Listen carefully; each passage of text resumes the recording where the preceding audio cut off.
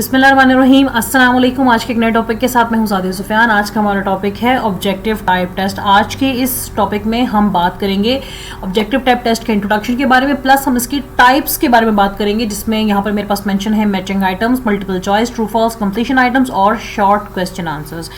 तो चलते हैं इसके इंट्रोडक्शन की जानिब। सबसे पहले बात करेंगे इसके इंट्रोडक्शन पर। ऑब्जेक्टिव टाइप टेस्ट एक ऐसा टाइप ऑफ टेस्ट है जिसमें किसी भी स्टेटमेंट को राइट या रॉन्ग करार दिया जाता है और उसको इसी तरह सब्जेक्टिवली मार्क किया जाता है। ये टाइप ऑफ टेस्ट ज़्यादा पॉपुलर हैं बिकॉज इनको बनाना और इन टेस्ट को लेना स्टूडेंट से बहुत ही आसान है, ईजी है इनको मार्क करना, और फिर एक क्वान्टिफिएबल और कंक्रीट रिजल्ट्स प्रोवाइड करना भी बहुत आसान है। इस किस्म के टेस्ट पिन पॉइंटेड, कतई और इतने वाज़ेह होते हैं कि एक ही कतई जवाब की तवक्को की जाती है। स्कोरिंग इम्तिहान देने वाले से इम्तिहान देने वाले में मुख्तलिफ नहीं होगी। अब हम बात करते हैं इसकी टाइप्स पे।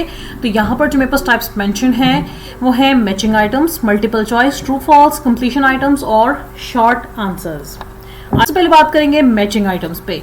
ये टाइप ऑफ टेस्ट कंसिस्ट करता है दो पैरेलल कॉलम्स पर। पहला कॉलम जो है उसके अंदर वर्ड्स, नंबर्स और सिंबल्स होंगे जिनको हमने मैच करना है दूसरे कॉलम में मौजूद वर्ड्स, नंबर्स और सिंबल्स के साथ। कॉलम में वो आइटम्स जिनके लिए मैच मांगा जाता है उसे प्रेमिसेस कहते हैं, और कॉलम में वो आइटम्स जिनसे सिलेक्शन की जानी है जवाबात कहलाती हैं, या हम उसे रिस्पॉन्स भी कहते हैं। यानी कि जो कॉलम ए है वो हमारे पास प्रेमिसेस है, उसको प्रेमिसेस कहते हैं एजुकेशन के लैंग्वेज में, और जो कॉलम बी है जिसमें हमने सिलेक्शन करनी होती है उसे हम रिस्पॉन्स कहते हैं।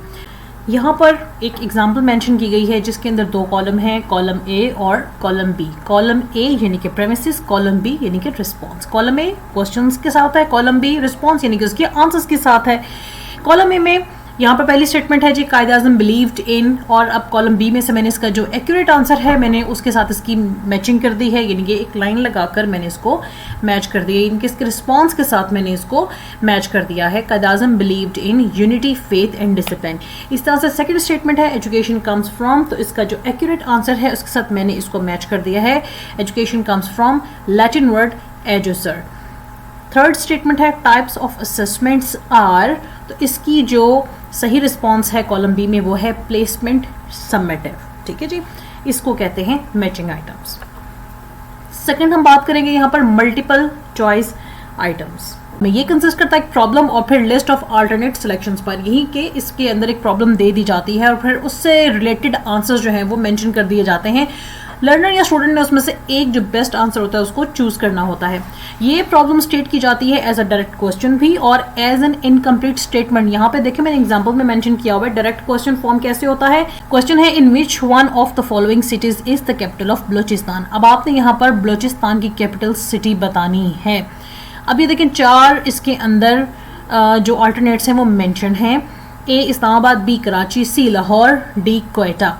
तो इसमें जो बेस्ट आंसर है वो है क्वेटा। अब स्टूडेंट क्वेटा को या तो सर्कल कर देगा या टिक मार्क कर देगा। ठीक है, ये है जो डायरेक्ट क्वेश्चन फॉर्म। दूसरा है यहाँ पर इनकम्प्लीट स्टेटमेंट, यानी कि सेम क्वेश्चन को मैं आपको बताती हूँ कि इनकम्प्लीट स्टेटमेंट में कैसे कन्वर्ट किया जाता है। The capital of Balochistan is, आगे ब्लैंक दे दी जाएगी और फिर नीचे ऑप्शंस दे दी जाएंगी, ए इस्लामाबाद, बी कराची, सी लाहौर, डी क्वेटा। जो स्टूडेंट होगा इसमें से जो राइट आंसर होगा उसको ब्लैंक में फिल करेगा। इसको कहते हैं इनकम्प्लीट स्टेटमेंट। अब जो लिस्ट ऑफ सजेस्टेड सॉल्यूशंस की होती हैं उसमें वर्ड्स भी हो सकते हैं, नंबर्स भी हो सकते हैं, सिंबल्स और फ्रेज भी हो सकते हैं, और ये ऑप्शंस 2, 3, 4 और 5 हो सकते हैं, लेकिन यूजुअली ये 4 ऑप्शंस ही मेंशन होती हैं, जिस तरह कि मैंने एग्जांपल्स में भी आपको मेंशन करके दिखाई हैं। नेक्स्ट अब हम बात करेंगे ट्रू फॉल आइटम्स के बारे में।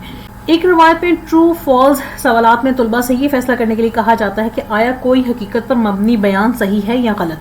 तुलबा में सही या गलत जवाबात में सही जवाबात का अंदाज़ा लगाने का ज़्यादा इम्कान होता है। ट्रू फॉल्स आइटम्स को अल्टरनेट के तौर पर भी इस्तेमाल किया जाता है। इनका यूज़ तालिब इल्मों की इस काबिलियत का तयन करने के लिए किया जाता है आया कौन सा बयान दुरुस्त है और कौन सा गलत। अच्छा, यहाँ पर मैंने एग्जांपल्स मेंशन की हैं। पहली स्टेटमेंट है the earth is not a planet.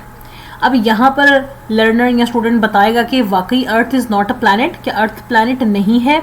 तो यहाँ पर ये आंसर जी फॉल्स है, तो स्टूडेंट क्या करेगा, फॉल्स एफ यानी कि फॉल्स एफ पर वो क्या करेगा, या तो उसको सर्कल कर देगा या इसको टिक मार्क कर देगा, ठीक है, या फिर उसको क्रॉस लगा देगा, यानी कि वो एफ को मेंशन कर देगा कि ये स्टेटमेंट जो है वो फॉल्स है। और जब टीचर्स को चेक करेगा तो उसको पता होगा कि बच्चे को मालूम है कि अर्थ प्लैनेट है या नहीं, वो उसके ट्रू या फॉल्स के आंसर से इसको अंदाज़ा हो जाएगा। सेकेंड स्टेटमेंट है all trees are plants, yes all trees are plants, तो यहाँ पे स्टूडेंट जो है वो बताएगा कि ये स्टेटमेंट ट्रू है या फॉल्स है। और थर्ड में है कि Quaid Azam believed in unity faith and discipline, तो बताएगा कि वाकई क्या कायद आज़म बिलीव करते थे यूनिटी फेथ और डिसिप्लिन पे, उसके हिसाब से वो उसको ट्रू या फॉल्स को मार्क करेगा। और टीचर को फिर बहुत आसानी से अंदाज़ा हो जाता है कि स्टूडेंट ने किस हद तक मेहनत की है। अब हम बात करते हैं कंप्लीशन आइटम्स। कंप्लीशन आइटम्स वो आइटम्स होते हैं जिसमें एक स्टूडेंट को कहा जाता है कि वो एक स्टेटमेंट को, जो कि इनकम्प्लीट स्टेटमेंट होती है, उसे कंप्लीट करे। आपको समझाने के लिए आसान ज़बान में बता देती हूँ कि इसको फिल इन द ब्लैंक्स भी बोला जाता है। हम लोगों की जो कोर्स सिलेबस बुक्स होती हैं उसमें फिल इन द ब्लैंक्स ही यूज़ किया जाता है। कंप्लीशन आइटम्स बहुत ही कम व बेश यूज़ किया जाता है, इसलिए आपको समझाने के लिए, आसान करने के लिए मैं आपको समझा रही हूँ कि ये कंप्लीशन आइटम्स को फिल इन द ब्लैंक्स भी बोला जाता है। अब यहाँ पर एग्जांपल में देखें 3 स्टेटमेंट्स हैं, ये इसमें ईयर भी हो सकते हैं, फ्रेज भी कंप्लीट करने हो सकते हैं, कोई स्टेटमेंट कंप्लीट करनी हो सकती है, कोई कोड को कंप्लीट करना होता है, किसी के कोई सेइंग को कंप्लीट करना होता है। अब यहाँ पर एग्जाम्पल में मैंने 3 स्टेटमेंट्स मैंशन की हुई हैं। पहली है जी पाकिस्तान केम इनटू बीइंग, यहाँ पे स्टूडेंट ईयर लिखेगा। Mohammad Ali Jinnah was the founder of Pakistan, यहाँ पे वो स्टेटमेंट कंप्लीट करेगा। All India Muslim League was established in dash at Delhi, तो यहाँ जो ब्लैंक है इसके अंदर वो ईयर मेंशन कर देगा। अब हम बात करेंगे शॉर्ट आंसर्स पर। शॉर्ट आंसर्स वो होते हैं जिसमें स्टूडेंट ने बहुत ही कम अल्फाज में किसी भी एक सवाल का जवाब देना होता है, ये कि सिंगल वर्ड भी वो यूज़ कर सकता है और कोई ब्रीफ फ्रेज भी यूज़ कर सकता है। शॉर्ट आंसर्स को सप्लाइड रिस्पॉन्स और कंस्ट्रक्टेड रिस्पॉन्स आइटम्स भी कहा जाता है।